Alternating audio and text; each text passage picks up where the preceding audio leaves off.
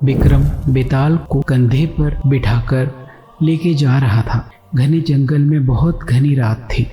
तो बेताल ने राजा विक्रम से कहा, विक्रम, रास्ता बहुत लंबा है, तो मैं तुम्हें एक कहानी सुनाता हूँ जिससे ये लंबा रास्ता आसानी से कट जाएगा और तुम्हें पता भी नहीं चलेगा। तो राजा विक्रम बोला, ठीक है, सुनाइए। बेताल ने कहा, राजा विक्रम, मेरी एक शर्त है, अगर तुमने बीच में एक भी शब्द बोला तो मैं वापिस अपने स्थान पर उड़कर चला जाऊंगा। राजा विक्रम ने कुछ देर सोचा और बोला, ठीक है। तो बेताल ने अपनी कहानी शुरू की। राजा विराज की एक सुंदर पुत्री थी जिसका नाम स्वरूप था। वह अपनी पुत्री के विवाह के लिए सर्वोत्तम वर ढूंढना चाहता था। स्वरूप ने अपने पिता से कहा कि उसका पति बहादुर और बुद्धिमान होना चाहिए।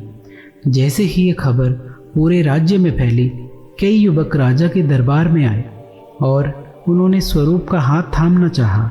उनमें से एक बुनकर भी था जिसने कहा कि वह बेचने के लिए अधिक बुनाई करेगा और इस प्रकार अपने परिवार के लिए अधिक धन अर्जित करेगा। एक अन्य व्यक्ति जो एक व्यापारी था, उसने दावा किया कि वह सभी जानवरों और पक्षियों की भाषा को समझ सकता है। तीसरा उम्मीदवार एक योद्धा था। उसने कहा कि वह एक उत्कृष्ट तलवारबाज है और उसने कई युद्ध भी जीते हैं। चौथा एक ब्राह्मण था जिसने कहा कि वह अपने ज्ञान द्वारा एक मृत व्यक्ति को भी जीवित कर सकता है। चारों पुरुष समान रूप से सुंदर थे। ना तो राजकुमारी और ना ही राजा ये तय कर सके कि वर के रूप में किसे चुना जाए। बेताल ने पूछा, हे विक्रम, मैं जानता हूँ केवल तुम ही मेरे प्रश्न का उत्तर दे सकते हो। मुझे बताओ कि राजकुमारी को किससे विवाह करना चाहिए। विक्रम ने कुछ देर सोचा और कहा, मेरे अनुसार स्वरूप को योद्धा से विवाह करना चाहिए। एक राजा की बेटी होने के नाते वह योद्धा वंश से संबंध रखती है और उसने ये बोला भी है कि उसे एक बहादुर व्यक्ति ही चाहिए। बुनकर, व्यापारी और ब्राह्मण बहादुर नहीं हैं, जबकि योद्धा पहले ही अपनी बहादुरी सिद्ध कर चुका है। वह भी उसी समुदाय का है जिसकी स्वरूप है। राजकुमारी उसके साथ ही खुश रहेगी।